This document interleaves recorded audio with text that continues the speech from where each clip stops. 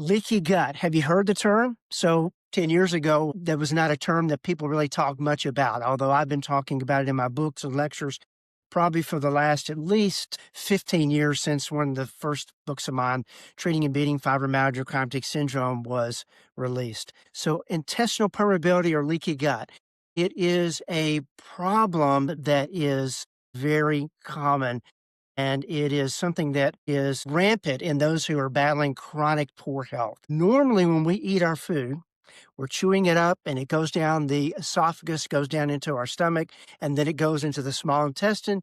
The nutrients are broken down.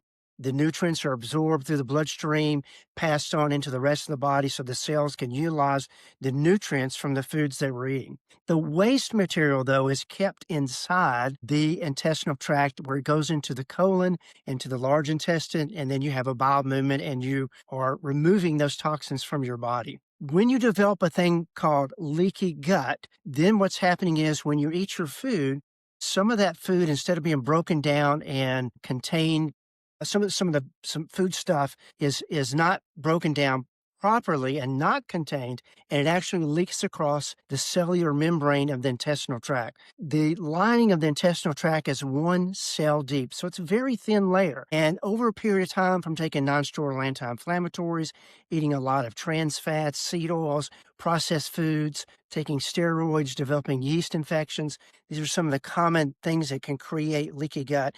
But if you develop leaky gut, what's happening is when you eat this food, rather than the waste material staying inside your intestinal tract, some of that waste material is actually leaking across into the rest of your body. And that sets off alarm messaging in the body. Your body doesn't know what to do with this food stuff that normally should be broken down and turned into nutrients, but is leaking across the cellular membrane into the rest of the body. We think about our digestive and elimination system being part of the body, and they are, but they're really separate. It's kind of like the plumbing in your house. When you go and you have a bowel movement and you flush the toilet, the waste goes through the pipes, the plumbing of your house, and then it exits somewhere. We don't want to know where that is. We don't see it again, right?